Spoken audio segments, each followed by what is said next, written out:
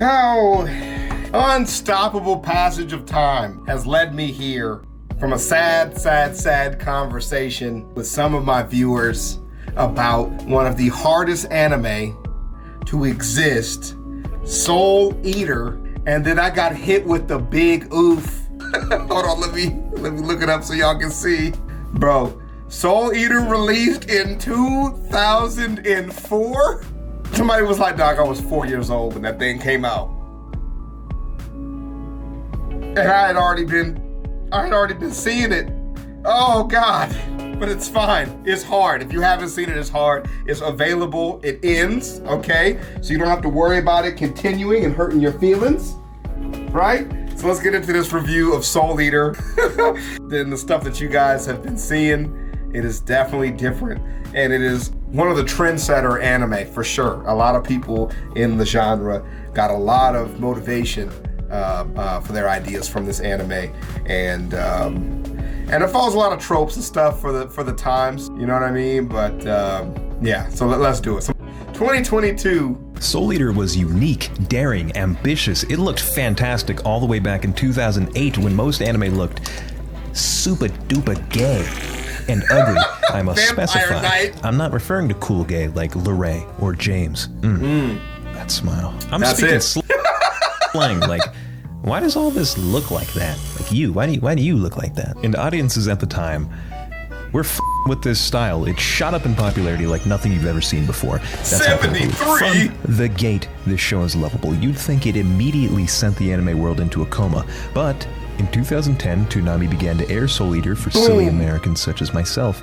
Which isn't so bad, 2010, right? And it just got even bigger. It's still maintaining that strength. Compared to Code Geass, it starts off huge and just takes a hike, never to be as popular as it was in 2008. But we both know something's off here.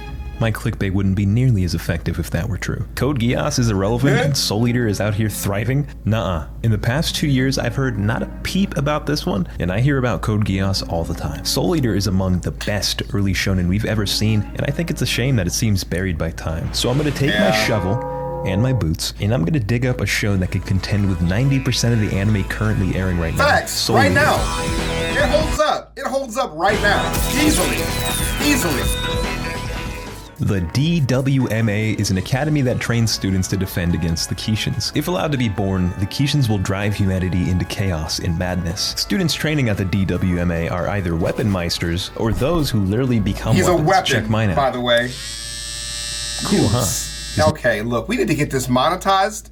So if you could not suggest me videos with vibrator references several times in the intro, I would really appreciate it. Name is Zangetsu. This school is run by the Grim Reaper, Death, and with his instruction, young meisters try to feed their weapons 99 evil souls and 1 witch's soul to become a death scythe. And it just so happens that our main characters, Mach and Soul, have come across an evil witch who is so hot. I have had a crush on this girl since I was little. Even Soul was like, I don't think we should be partners anymore, Maka. I only want to be witch blast weapon now. It's good fan service. Horrible. That's her daddy. Every woman. Epically. That's her daddy. Of course, they fuck the whole mission up and have to start from scratch to regain all 99 evil souls and 1 witch's soul. When it comes to Soul Eater, a variety of themes can pop up at any time. Sometimes we're happy. You can have use a bit of a giggle. And then some disturbing stuff happens. This part of the show is just fucked up. You are awfully close to me. Then the gamer stuff happens and the main characters just beat the piss out of someone and they win, but really, it was a plot designed by the evil witch Medusa the whole time. I like that about this show. Shonen is often characterized by its childishness. Shonen literally translates to young boy. Oh, pussy. Soul Eater doesn't allow this to click its balls. There's Sorry, I was not death ready and for that. dark themes creeping alongside the viewer on God, I'm getting nearly so every many episode. feels. Like that moon. That weird ass, Oh, fuck ass bruh. moon. What's that guy's deal? We're fuck ass. The characters carry out their own missions to defeat evil and find that their lives are becoming more and more intertwined with the Kishin. What's the connection between the Kishin and the DWMA? Who's this demon living inside of Soul? Is the Grim Reaper really on our side? As these questions swim about our characters' heads, the action becomes more and more intense with what's at stake. This schizophrenic animal is the strongest character in the show. Excalibur. The first few episodes are really just there to establish how Excalibur. strong everyone is, but you quickly become hooked. These fight sequences are cool as hell. This guy scatters a bunch of swords around so he can throw them or use them as platforms. This dude can harden his blood. I think Stein is probably the coolest though because of his swag. Basketball chicken. How was this made in 2008, I asked. It's clean, it's flowy. Oh, it's made by Bones. Full Metal Alchemist Space Dandy Mob Psycho Bones. Press play. Exactly. Oh man, I'm glad he brought it up. I was gonna say it was actually a huge disappointment. I was gonna wait till the end. And even though this is vastly popular, it's great, it holds up, I love it. Compared to Full Metal Alchemist, dog, it did not hold up. It just does. The rest of the stuff in the catalog just does not match with the popularity of Soul Eater. Like, Soul Eater should be up there. We're talking about in the top 3 anime all the time, right?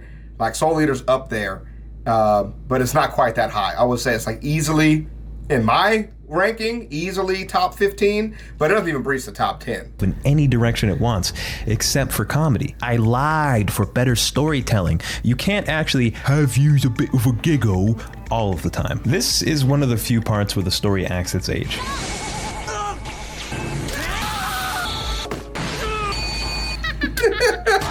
I don't know why, but this era of anime thought it was fucking hilarious to hit people. I think that's funny too, just not when women do it. I don't like when women appropriate my culture. I think the author is very talented and very ungoddamn funny. Some people just don't have the touch. They don't have the finesse. You must control your bloodlust, Sangetsu. Don't worry, that's actually a small part of the show. What's so special to me is Maka and Soul. Blackstar, Tsubaki, Death the Kid, Liz, and Patty. Soul Eater hosts a bustling ecosystem of endearing characters. Blackstar enters the show as a fucking goofball, constantly saying he'll surpass God, fucking up stealth missions to announce his presence while proclaiming himself as a big guy. And so he fights and wins. And when he does it, it doesn't matter. He bounces back, helps his friends no matter how hard it seems, and he reflects. The character that incessantly barks about how he deserves the spotlight, ironically begins to steal the show. Is it arrogant to have faith in yourself? Krona, Maka, Stein, these are just a few more characters with equal charm to them. And one thing I love, this is gonna sound stupid, is that the characters actually like each other. There's no manufactured bitchiness just for the sake of it, like Sakura. They dap each other up, run to each other's aid, hug. It's infectious. When the characters are likable, they grow on you. You care more about the plot, which is also really good. Partially because it's set in such a unique atmosphere. The world is inspired by Tim Burton and Halloween. One character's name is Frankenstein, and this guy's just a zombie. Then, the soundtrack hits you with alien instruments that seem to bellow from the underworld. This strange fusion creates a world unlike anything you've ever seen in anime.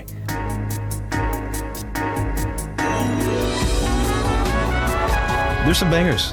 Like, what do you want me to say? The shit bangs. There's touching music. They did a great job tying up scenes that punch you in the gut.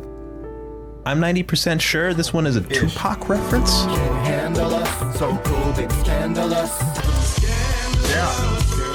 Yeah, and I don't know if I can play that, so I'm going to pause this right now, because that part might be cut out, even though it's in such a short time, but yeah. I know Japan had unlocked black people, but I wouldn't put it past this author, because there's some really cool black representation that I dig. Yeah, it's fucking sick.